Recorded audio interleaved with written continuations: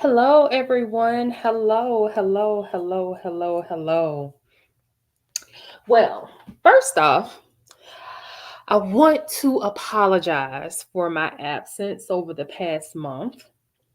This video will explain why I have been absent and why I'm going to make a very vigilant effort to be intentional with my YouTube channel because there was like a big awakening with me over the past it's been about the past 45 days.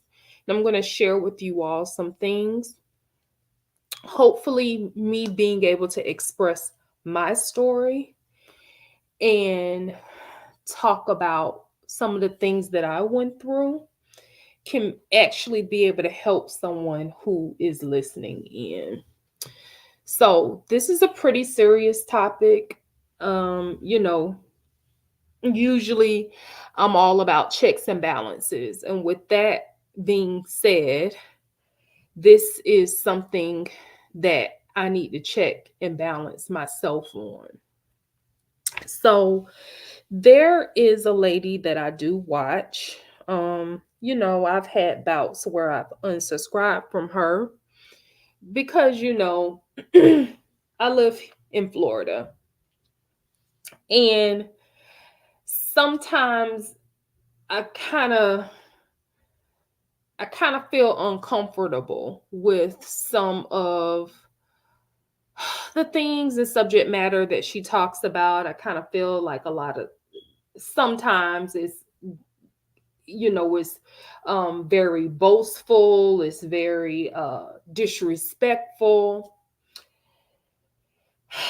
And there I would say probably about 3 months ago, there was a lot that was going on with her family. And she started as recently as about 2 or 3 weeks ago, really talking about some pretty serious allegations on social media about her family. And immediately, I judged her. I did. Immediately, I judged her. And I was like, oh, here I go unsubscribing again. And immediately, I judged her. And when I woke up that next morning, I had a total new outlook and feeling about the subjects that she was talking about. And something about her story made me realize that I had a lot of trauma that I had literally uh, put in the back of my mind that I wanted to wash out. And like I said, over these past 45 days, some things have happened. Like I've gone back home to the Caribbean to be with my family. I've been in the Caribbean with my family for several weeks. And there was an incident that happened while my entire family was out at dinner. And that was kind of like the beginning of what started to make me realize that it's okay to not sweep it underneath the rug. I have to be honest. I've said this in several videos, and some people in the comment section have asked me, well, what do I mean about that? So I'm going to actually explain to you all what I meant about that. I've always been very adamant about saying that my mom taught me how to be a wife. She taught me how to be a phenomenal wife, but she never taught me how to be a mother. And to this day, I stand by that. And I'm going to actually talk to you all about that. So here's my story. My parents were older when they decided to have me. And my parents were the oldest. There were a few older parents in the neighborhood, very few, but most of the parents in the neighborhood were younger. We lived in a predominantly white neighborhood, and then later on, it became more more integrated. So, growing up, I always knew how to fake it. Let's just call a thing a thing. I always knew how to fake it. And now that I'm an adult, now looking back at my childhood, looking back at journals, thinking about some of the things that took place when I was younger, I'm realizing that that's why I have some of the issues that I have with certain places and things and people. Because when I see certain behavior, when I feel certain emotions, to me, those are red flags. Perfect example, something very traumatic um, has happened to me involving the Black church, even involving my mother and the church. And that's probably why I have, in recent years as an adult, wanted to turn more towards converting over to Judaism. That's something that I'm actually vocalizing and saying out loud. That is something that I have been contemplating for about 2 years.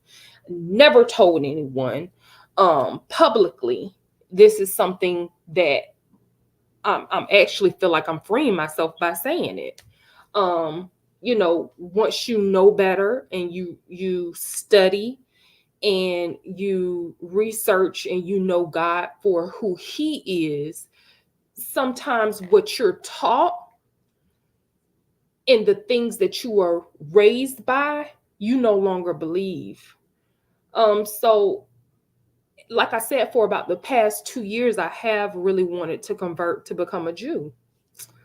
As many of you all know, Judaism is something that is predominantly a religion that people that do not look like us study. So I have not been able to go to a synagogue or talk to an official rabbi or find a rabbi that would be welcoming to me. I have been doing practicing Judaism on my own. Uh, and, in future videos, we'll get into that. But let me talk about why the title of this video. I'm so nervous even talking about this, but I feel like once I talk about it, it'll be so much more freeing. Whew. Okay, so I always spoke about, I would just kind of say it kind of candidly. My mom always taught me how to be a wife. She never taught me how to be a mother. I mean that. I mean that to a T. She taught me how to be a mother. My mom has a very prestigious position. She has the highest degree that you can possibly be able to obtain.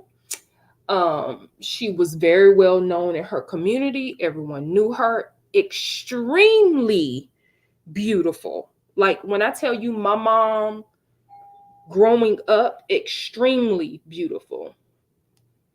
Give me one moment.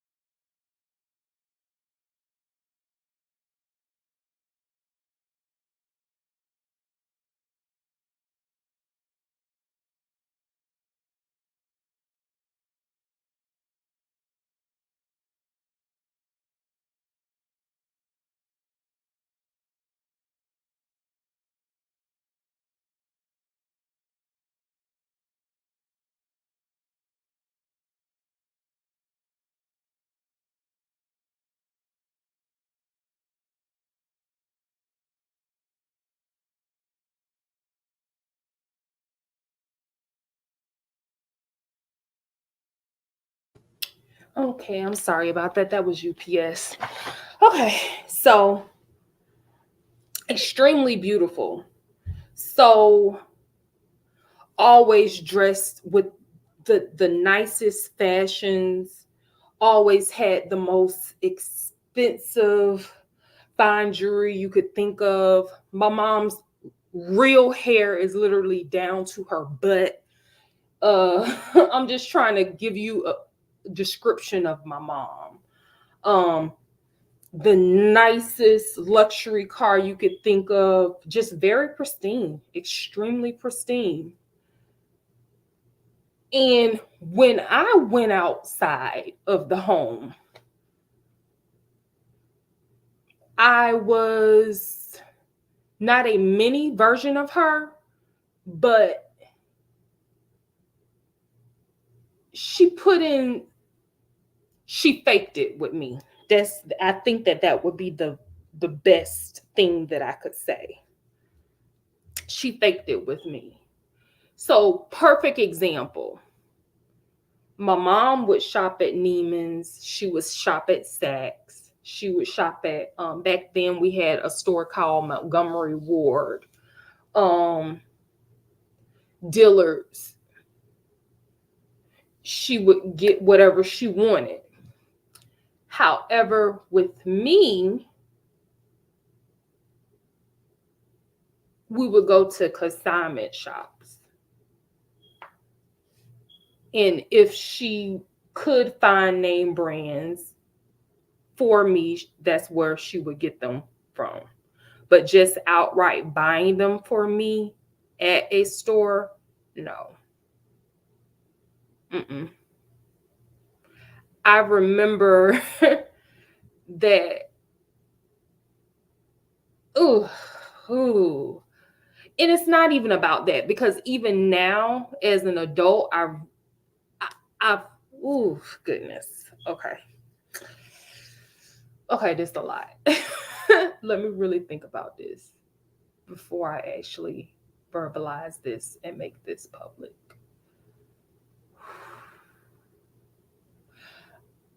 I was always taught to shop on the clearance rack. I never knew what it was like to buy anything brand new until I had a job of my own and I worked on my own and I received my first paycheck. I was in high school. Never knew what it was to have a pair of name brand shoes until I worked on my own. And yeah, yeah, I remember the very, very first pair of name brand shoes I had were a pair of Nikes. My grandparents had actually given me the money to purchase them, and I held those Nikes and cried like a baby. Will never forget that day. I remember exactly what I was wearing, how old I was, what grade I was in, everything. With those Nikes, they're much older because my parents were older, so automatically, my grandparents were older. So they weren't the most fashionable Nikes. The Nikes were actually like the cheerleading Nikes. So they were the ones that you could change the little tab and change the color of the Nike check. So they ended up ordering those shoes for me. So I ended up asking them to return them, got the money for those, and I ended up going to Foot Locker and purchasing a pair of high tops. So that was my very first pair of name brand shoes. Mind you, I had been getting bullied for years for not owning any name brand shoes. And it wasn't a matter of my parents couldn't afford them. They definitely could afford them. My dad had even purchased me name brand shoes, but my mom would actually take them and return them. It was crazy.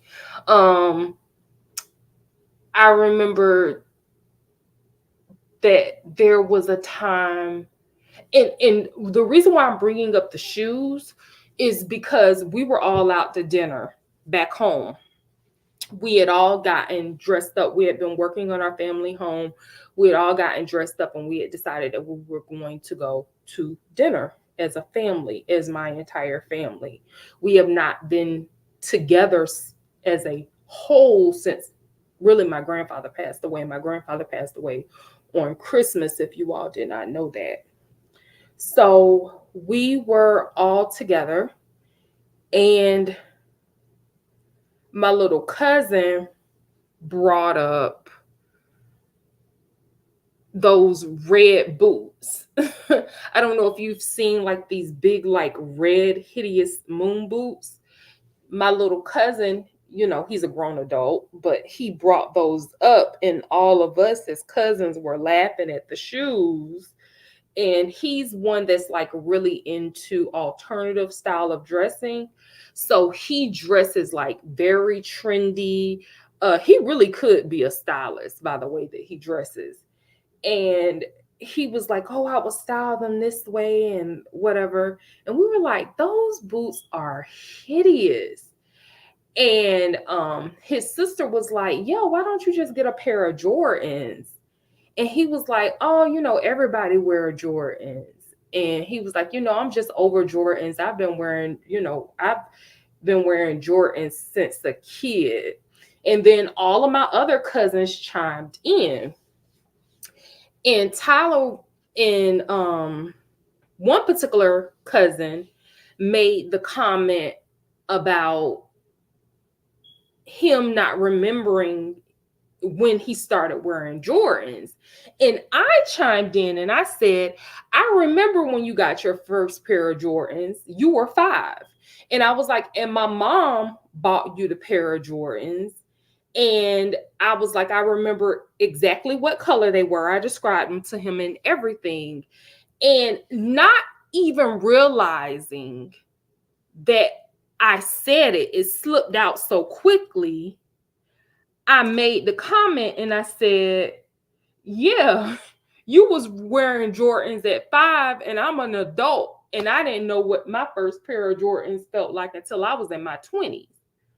And I said it so quickly, so quickly. And instantly my mom got on the defense. "Why are you lying, Mimosa? Why would you tell that story? You know you've been wearing name brand shoes since you was born." And I'm just like, "No, I didn't. No, I didn't. You never bought me a pair of name brand shoes. Ever. To this day, you've never bought me a pair of name brand shoes." I was like, "My grandparents were the first ones to get me a pair of name brand shoes. I literally talked about the shoes, uh, when they bought them, how old I was, what grade I was in. I even pulled in one of my other aunts. She's looking stark faced because she does not want to be involved in the conversation at all. My mother is actually like the matriarch of the family. No one wants to go against her. Whenever someone challenges her, most of the time it's me, because it's conversations like this, and you have to walk on eggshells because you don't want to offend people. You don't want to offend your elders, even though they do things and accuse you of not being truthful when it's truthful. So I made the comment about the shoes, and she got very, very upset. And I was like, she was like, "I get tired of you telling that story, making it seem as if people didn't take care of you and people didn't buy you anything and you was just destitute." Like, she just going on and on and on. I said, "Yeah, you did buy me things. You would go to the consignment shop, and if it was of good quality, you would get it for me, take it home, wash it, clean it, and then you would put it in my closet." So then it got into that. "Oh, I would buy you brand name stuff all the time. I would buy you new clothes all the time." No, it wasn't all the time. It was only twice a year and it would be off the clearance rack. So then it's like a small comment that I thought was really insignificant, me making a comment about me not having my first pair of Jordans until in my 20s, and I said it so quickly, it turned into this very, very, very uncomfortable conversation in front of my entire family, to the point where she wanted to force me to tell a lie. And I was like, I'm not doing that. I'm not going to take, you need to take back what it is that you said. I said, I'm not taking back what I said. It's the truth. So then we're back. We're back in the States. Fast forward, we're back in the States. And we're heading back home. And we get on the subject again, unfortunately. And I was talking about how, she would excessively beat me for no reason, like for no reason at all. And she accused me of lying. And so I brought up the subject of me being in gymnastics and how she did not want me in gymnastics for anything. She didn't want me in gymnastics. The reason being is because it was an inconvenience to her. Like, let's be real. My mother was very much a helicopter mom. I was extremely sheltered. I went to private school. And my dad did not play about me. So if I was going to be in any type of extracurricular activities, my parent needed to be there. And if he could not be there, my mom needed to be there. And she just simply did not want to add gymnastics onto the list of other activities that my dad wanted me to also be in. So at the time, I was 7 years old and I was wearing glasses. I started wearing glasses at 7. We had just came back from the optometrist maybe like 2 or 3 months before that. So wearing glasses was fairly new to me. But I was in gymnastics. The teacher said that I could not be able to wear the glasses while I was in class or whatever. So I was so excited. First gymnastics class, I'm tumbling. I give my glasses to my mom. She puts them in her purse. I see her wrap them up in tissue and put them in her purse. Like I told you all, my mom was a very pristine person. So like she always had like the little travel size packs of tissue. She always kept like a handkerchief, all that kind of stuff. So she actually wrapped them up in tissue and then wrapped them up in a handkerchief and put them on inside of the top of her purse. At that time, I think my mom had a Dooney and Burke. So she put them right there on the top. Long story short, had an amazing day at gymnastics. Got home and immediately she's telling me it's time for me to do my homework. Yeah, you've been flipping all day. You need to go and do your homework. So I'm pulling out my books, doing my homework, and I'm squinting. She sees me squinting. But remember, again, I'm a child who was beaten unnecessarily all the time. So instead of me asking her, hey, mommy, can you give me my glasses? Instead, I just was going to squint my way through the homework assignment.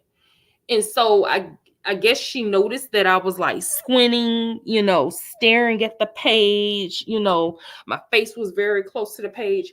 Where are your glasses? Where are your glasses?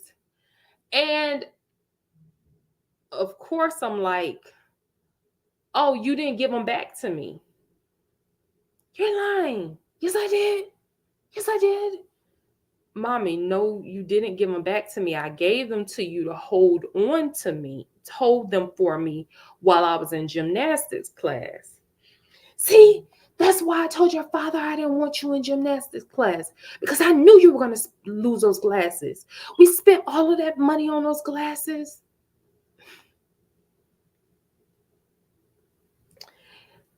Before I knew it, my mom made me undress and she beat the hell out of me about those glasses. Mind you, I was screaming and begging her to please stop. I mean, that wasn't even the most brutal beating that she had ever given me, but that was the beginning. And it wasn't a whooping, it was a beating. It was a beating, because when you have whelps that are literally cracked on your body and you're bleeding, it's a beating. And I literally was boohoo crying, and I was just like, they're in your purse, they're in your purse. And she just kept accusing me of being a liar. You're lying. I'm gonna beat the hell out of you because you just a liar. You just a liar. I know what I put in my purse. I said, would you just please look? Mind you, all of this is going on while she's beating me. And I'm like literally through screams, just begging her to please look in her purse. In the middle of this beating, I don't know. It was God. It was God. My dad had came home early from the police force. He came home early and he hears all of this screaming. So I could hear him, throw his keys on the counter, and he knocking on the bathroom door, and my mom is telling me to hurry up and get dressed, and I'm just crying. My dad was like, what's going on? Because again, I am my dad's prized possession. My mom, he's like, what's going on? What's going on? Baby, what's wrong? She lost those damn glasses. And I said, Daddy, no, I didn't. No, I didn't. And she goes, you want some more, don't you? You want me to beat your ass some more? And my dad, he didn't like her talking to me any kind of way. And he was like, whoa, wait. Stop that. Stop. Uh-uh. You know. So he was like, well, Mimosa, where did you put the glasses last? And before I could even get it out my mouth, she goes, I don't want her in gymnastics. That's done. I've already called. I've already canceled. I don't care how much you paid. Gymnastics is over with for her because she lost those glasses and she don't know how to tell the truth. So he asked me again, well, where did you last put them at? And I said, Daddy, like I gave them to my mom. I gave them to mommy. And he was like, are you sure? And I said, Daddy, I promise you, I gave them to mommy. She wrapped them up in a piece of tissue, then in a handkerchief, and put them inside of her purse. And he called my mom's name and he said, well, did you look in your purse? She was like, what I need to look in my purse for? I know what I put in my purse. And he goes, did you look in your purse just to make sure? She's going back and forth. For what? For what? So then he goes and he gets a purse. He brings it to her and he's like, look in your purse. Please look in your purse. We all make mistakes sometimes. Just look in your purse. She doesn't want to look in her purse. It's like they're having a standstill. My mom and my dad. Like you literally, like the best description I could think of is, two cowboys, like they just staring at each other about this purse. And my dad not dare go on my mom's purse. He was never that type of man to ever do that. And then, my mom, she don't want to look in the purse because she know the glasses in the purse. Like, let's just call a thing a thing. She knew the glasses were in the purse. And long story short, she finally opens up the purse and there were the glasses. And instead of my mom apologizing to me for being so evil, so vindictive and unapologetic. She tells me that is the reason why I don't need to be in gymnastics, because I need to be able to hold on to my own items. So that was my first and last day of gymnastics. And that was the beginning of her doing that type of thing. Like that would happen where she would be in the wrong, don't want to acknowledge that she's in the wrong. Her pride is so big, she don't even want to admit that she's wrong. And I end up getting, the vitriol from it. And so I started to resent my mom. I did. I started to resent my mom. I felt as if my mom was very conniving, because here it is, my grandparents were ministers, pillars of the community. Everyone loved them. They never yelled, they never cursed. I mean, gave me so much love. Like all of the love that I wanted from my mom, I would get that from my grandmother. The thing was, I came from a two-parent household. My parents were still married up until the day that my dad passed away. I came from a two-parent household. But my mother was extremely mean and nasty to me growing up, and I never understood why. I never, ever, ever, ever did. I began at the age of 11, started asking my mom, why does she hate me? I have an entire journal. The first sentence of my journal sentence was, why does she hate me so much? Why does she hate me so much? I mean, there would be times where she would take me to the toy section or take me, and I would be so happy because it was like, wow, I'm going to the toy section, because I wasn't even allowed to even have toys. The only thing I could have as an outlet were books.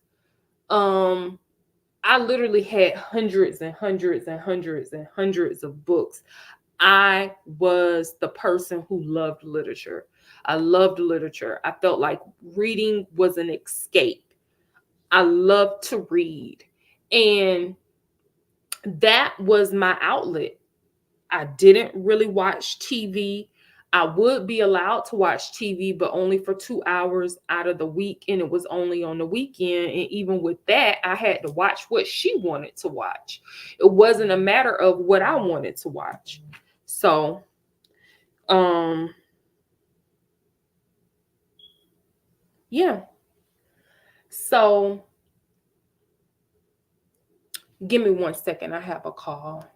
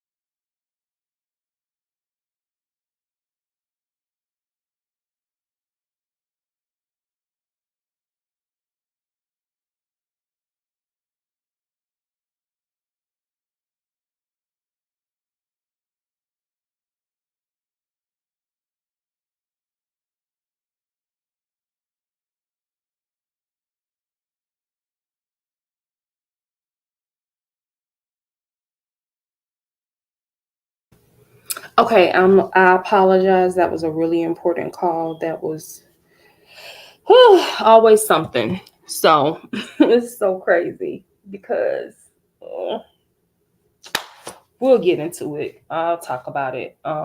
So, anyways, that was the beginning of my journal entries. Why does she hate me so much? I just want her to love me like I love her. That was the beginning of my journal entries.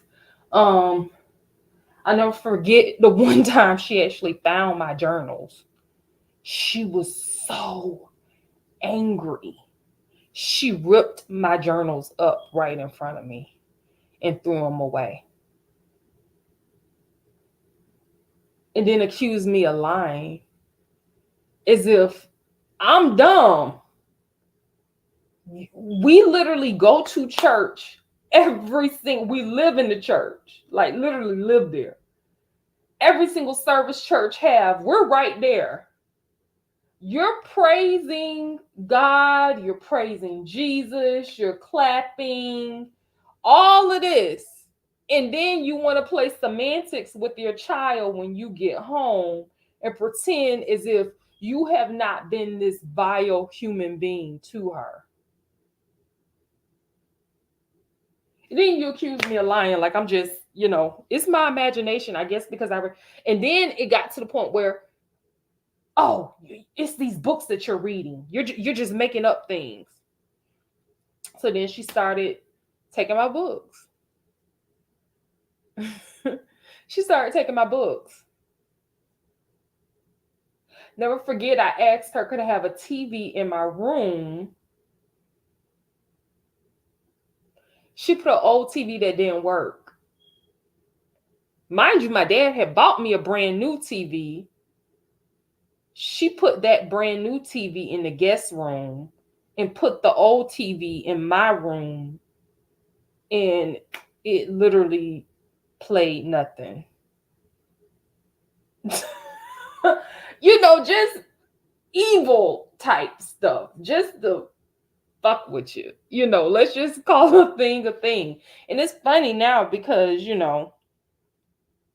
well, it's not funny. I think that I'm laughing as a sense of a coping mechanism, because I cope with it. And it's so crazy because after my dad passed away, um, my mom became very ill. And she no longer was this regal, amazing woman anymore.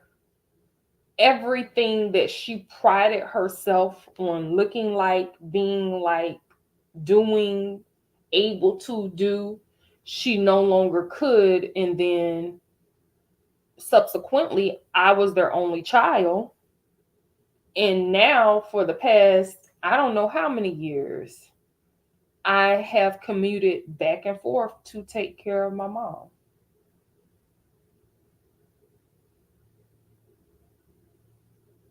Yep, that's my truth.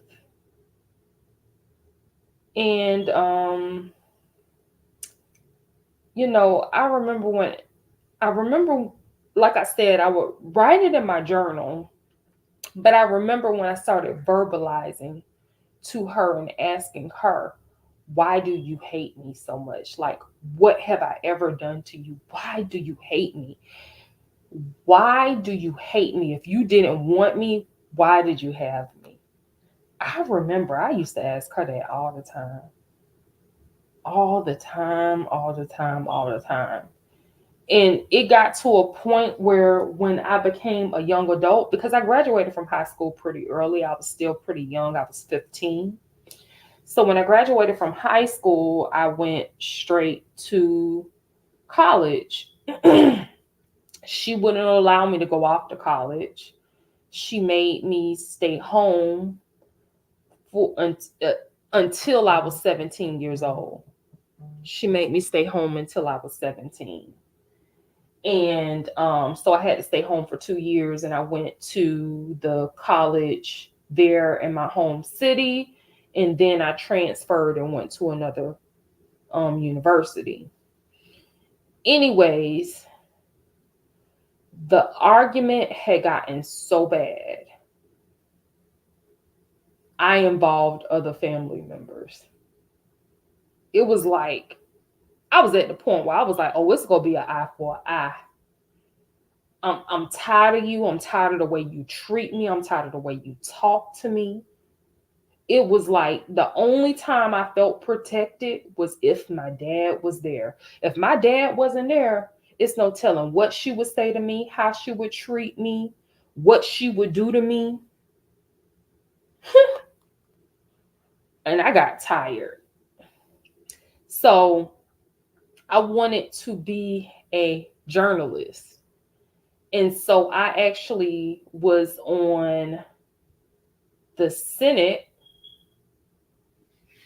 at my college in my hometown, but I also worked on the newspaper at my home in my hometown as well. So I had a recording device and I would secretly record her. And I will never forget the day where I played that recording in front of her mother, my grandmother, and my grandmother was sick that she heard how her daughter spoke to me. And the way my grandmother chastised her, and she said, why are you talking to your only child like that? You never know when you will need her. Ooh, the shame on my mom's face. She was so upset. But when I tell you, I felt so vindicated. Like, finally, you know what? Like, all these years I've been telling people the lady crazy. She needs some type of help. And nobody would believe me because whenever they would be around, whenever we were out in public, she was this one person. And so I'm going to say this. I ended up finding out now as an adult, now being on this self-help journey, now studying human behavior for myself. Usually, when mothers treat children like this, it's because they were treated improperly as a child. They were assaulted, SA'd. Um, Something very traumatic happened to them during the birth of the child, or generally just postpartum. With my mom, she never was treated incorrectly by anyone in her family. She was never assaulted by anyone in her family. None of that applied to her. However, after me bringing to the forefront to other family members how my mom treated me, and I was like an adult, like literally, I was about 3 weeks out from transferring to the university and moving out of my parents' house. So this was like 3 weeks before I was like leaving the home forever. Like I wasn't ever coming back. I had told myself that I'm never coming back. So it was like, you know what? Let's go out with a bang. Let me show people really how you are. You know what I mean?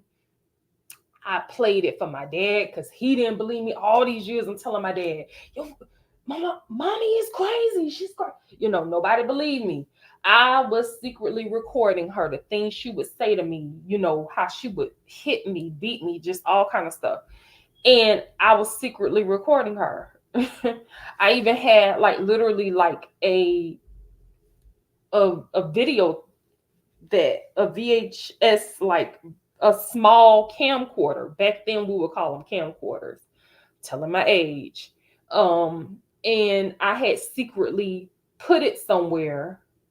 So whenever she would call me, I would, or whenever she would come in my room, or I could hear her down the hall or coming down the hall, I would like hurry up and turn on the camera so it could record whatever. So, you it was crazy. I had became like an investigative reporter child. It was real weird, crazy, but I just wanted to prove my point,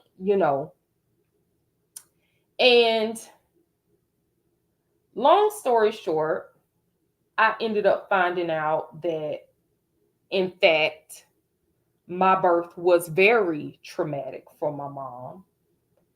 She had been trying to have a child for several years, a whole lot of years. And um, it was a matter of, it came to a point where they didn't know if she was going to survive. So while I was in the hospital, she was in the hospital too. And she almost died. So to most mothers, generally, they would probably look at you as if, oh, this is my miracle baby. To her, she looked at me as, oh, this the bitch that almost killed me. Probably, possibly, I don't know. I'm just assuming because we've never had that conversation. My whole point is this: me saying this out loud right now is freeing, because for so many years I just really, really held it in. I never really admitted it. I never talked about it. I always like, oh, my mom is an amazing mom. She's amazing. We went here, we traveled there, we went to this country, we went there. Yeah, I've been afforded to like travel to like over 30 countries. I've had an amazing life on the outside. On the outside. Um, and I will say this: me forcing my mother to see the truth, because me just questioning her, talking to her, confronting her alone, that was never going to work. She was never going to admit to it. But sometimes you have to put it right in a person's face and force them to face their demons. And me doing that in front of my grandmother, in front of my mom's mom, me doing that in front of my dad, which was my mom's husband. My dad gave my mom an ultimatum that day. Like, you treat my daughter right, or else, we done. As much as I love you, and you are the most amazing woman in my life, I will leave you about my child. My mom changed. She never hit me again after that. Um, she barely even curses now. Like, it's like my mom is a completely changed person. But I also think because her illness and her really having to depend on me as an adult kind of humbled her as well. Growing up, my mom was an amazing wife. The way she took care of my dad, nurtured my dad, cooked for my dad, like, an amazing wife. This is a woman who holds a PhD, and yet, she came home and you wouldn't even know that she had just worked a 12-hour shift. You know what I mean? At the hospital. Like, you would never even know that. So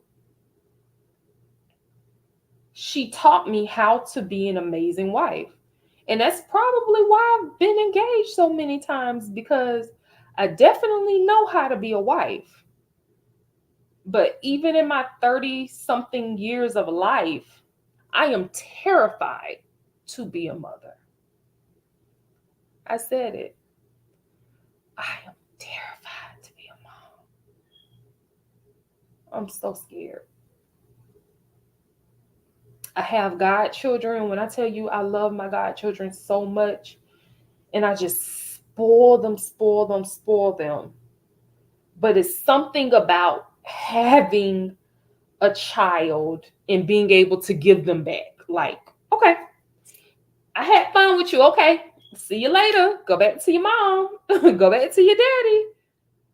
It's something about that.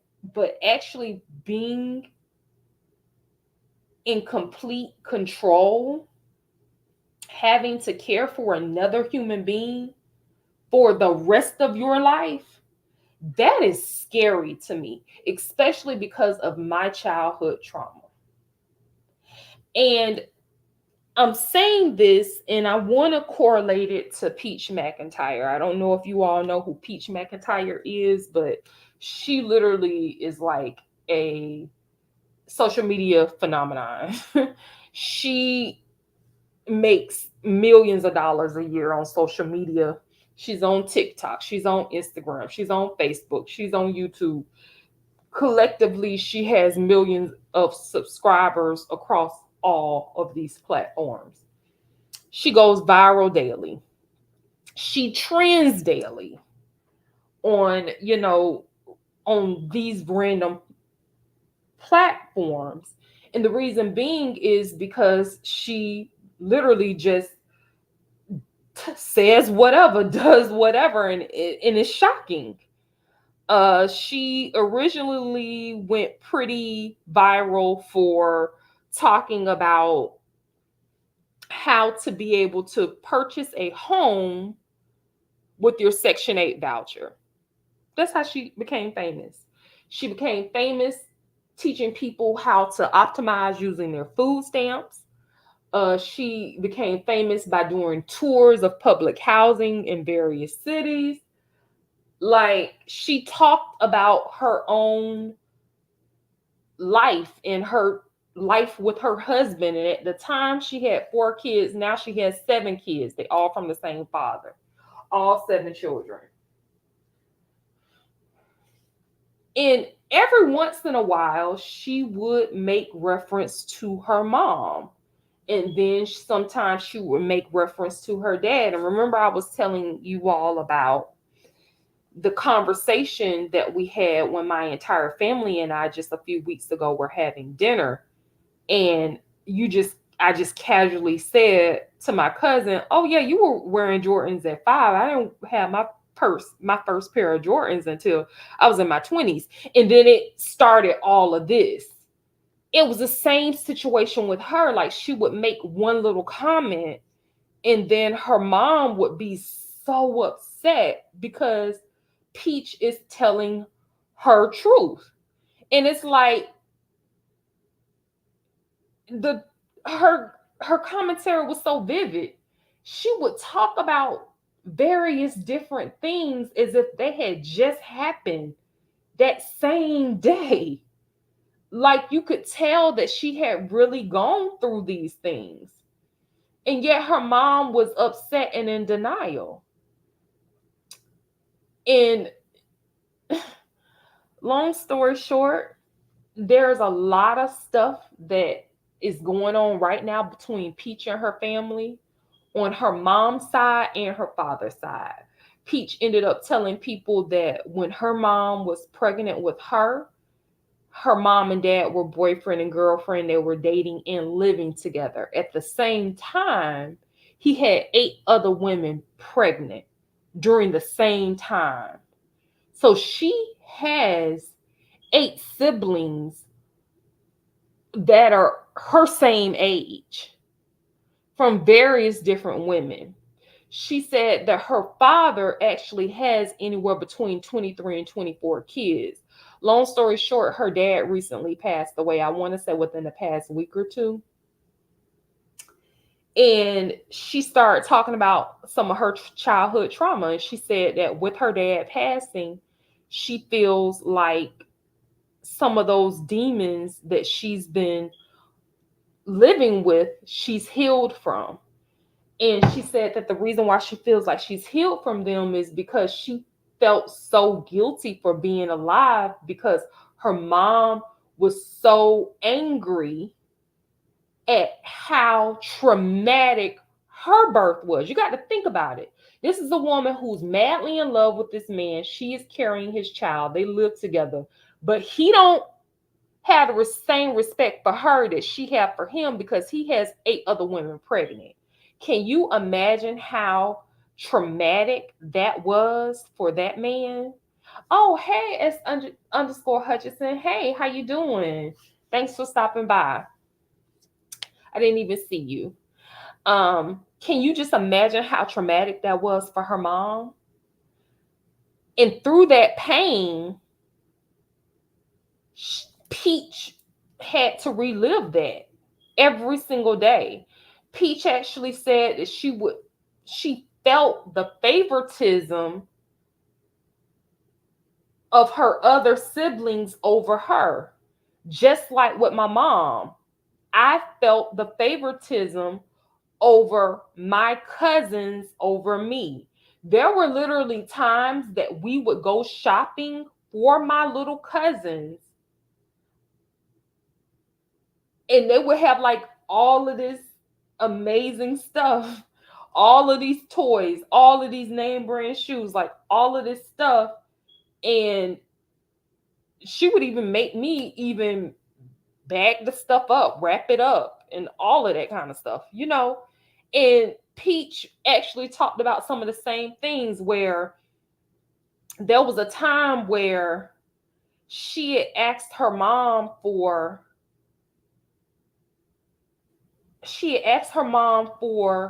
a journal. And instead of her mom purchasing her a journal, her mom purchased her something else. Peach was like, "Mommy, I just wanted a journal. Like, you didn't have to get me this." Well, the mom, being so upset, took it back, sold it, and then purchased all of this stuff for her siblings. So that right there silenced Peach to not want to speak out, because guess what? When you speak out, things are taken from you and you're punished for telling the truth. Just like with me, it goes back to my first and last gymnastics lesson. When I speak out and tell the truth, things are taken from me. So then I just started becoming silent. I just wouldn't say certain things. I would be very cautious about what I said. Just like I said earlier, I'm always on eggshells around my mom, because she will play semantics even to this day. No, she don't curse at me. No, she don't hit me. No, she don't do that. But she has other ways of being manipulative. And here it is, we're talking about sneakers. I make a little joke, I'm thinking it's funny, but she blatantly gets upset. And it kind of like ruined our entire family dinner because of that. So another thing, Peach's father recently passed away. Peach said that she was very happy that she can finally put that whole situation to rest. Well, guess what? Her other siblings, I don't know how many of them, it's been several of them, and there's another particular sibling that's pretty popular on YouTube. They're a part of the trans community. They're not as popular as Peach is, but they are pretty popular. And, of course, they're attacking Peach. How dare you talk about my daddy? How dare you talk about my daddy? But this was my thing.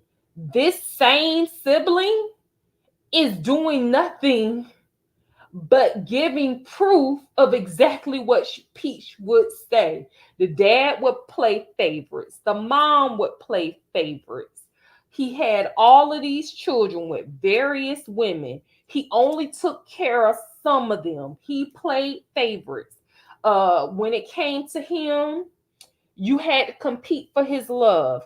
I felt the same way with my mom. And I was just like, wow, there's a lot of things that she's gone through, and it's a lot of stuff that I've never experienced that she talked about.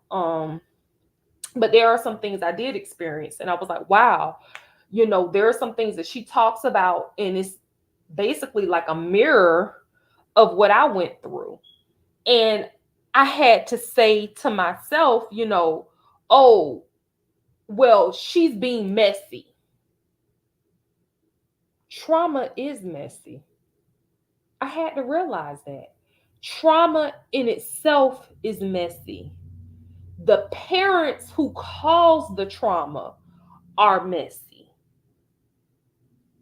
So, in order to get rid of the mess, you have to tackle the mess head on. So, if that's you speaking out against it, not sweeping it under the rug, talking about it, sometimes it's what you have to do. There's so many people on YouTube. I promise you, I can tell you exactly who the ones that have had like the worst relationships with their families and have not had the opportunity to be able to heal themselves. Like, for instance, I've done the work. I've had therapy. I've been able to forgive my mom, even though she has never apologized to me, even though she's never acknowledged the trauma that she's caused me. She's never done any of that. And to me, my last step in healing is actually publicly admitting it. Oh, hi, under new management. How are you? I think that was my final step, like actually admitting it and saying, okay, this happened to me. I am taking this out. I'm taking it off of the shelf and I'm admitting that it took place and it happened to me. And I am making the decision to vocalize it, not to try to embarrass my mom, but to heal myself. A lot of times parents think that we talk about certain things because we want to hurt them or we want to be vindictive. Um, you said my sound is going in and out. Hello, can you hear me? Hold on, let's see. If you can hear me, say yes.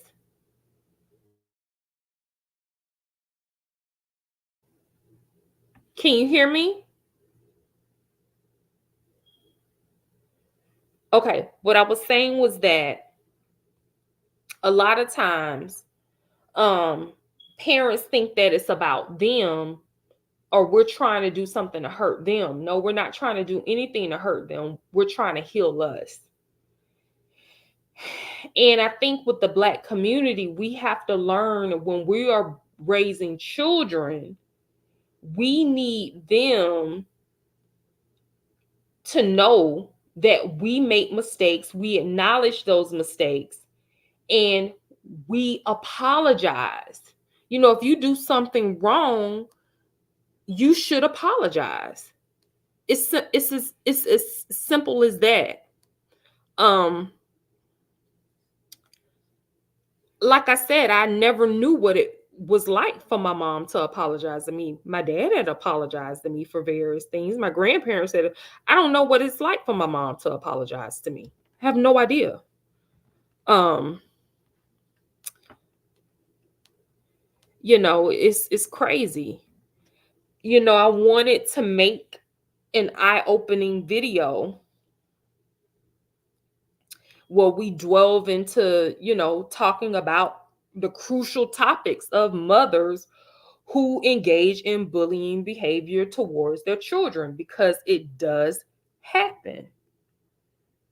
I wanted to shed light on the adverse effects that happen. You know, I talked about how it even affected me. Um, and I'm going to actually make another video about that, about how those traumatic things happened to me. And I actually started trauma bonding with the wrong people in relationships because I was looking for that love. How it affects us in various aspects, like, psychologically, emotionally, the long-term impacts that it can have on us, and then the children that we give life to, because it does happen. It's a reality. We have to raise awareness. We have to encourage and empathize with people that go through these childhood bonds, trauma. I was so disgusted by the comment section inside of Peach's some of her new videos. Oh, how dare you talk about your mom? How dare you talk about your family? How dare you? How dare you? No, that's the problem with the Black community. A lot of us are either molested or know people who have been molested, know people who have been SA'd or have been SA'd ourselves. Um, and we just sweep it underneath the rug. We allow it. And then we allow it, and it could be an uncle, it could be a aunt, it could be a cousin, it could be whoever that has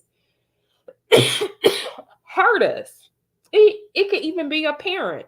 In Peach's situation, her mom was SA'd by her father. Her father would actually molest her. Her grandfather actually molested her mother. How traumatic is that for that mom to go through that? And then here it is, she's bonding with a womanizer, a man who doesn't even respect her enough. He has children. He has 8 children, 9 children, all born within the same 12-month period. This is how serious some of this stuff goes. And I just want to delve into that. Like, this video is actually part 1. I feel like this video is needed. This topic we will delve into, we will talk about some more later on. And I just want to encourage everybody that's listening, take the time out to address the skeletons in your closet.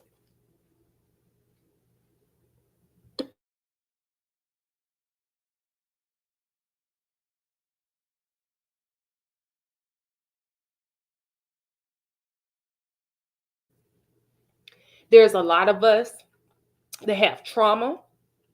We've received that trauma from parents, from relationships. Address that trauma. Address it. Because that's the only way you're going to be oh, excuse me. That's the only way you're going to be the best parent that you can be to your children, and the best individual you can be for yourself. So this is part 1. I'm going to delve into more of it. Right now, I actually have to get ready for work. I will come on and I will talk to you all soon. Thank you so much for those that are listening. Everyone that's watching the playback, please comment. Get in that comment section. We'll talk about all of these things later on. On the next video that I do, I'm going to actually open up the StreamYard, put on a link, and we can actually delve into some of these things and talk about some of these topics, because Peach isn't the only person that I've noticed this with. It's a few other people as well. And then I'm going to also talk about some channels that I want some of you all to start listening to and watching, that talk about childhood trauma, healing your childhood trauma, and taking it on.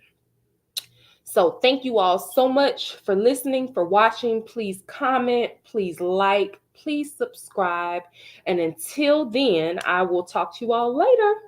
This is Mimosa Chronicles, and I am signing out. Again, please be ready for part 2. We're going to delve into some more things about myself and Miss Peach Mcintyre, and then some of you all that come on to the chat. All right, until next time.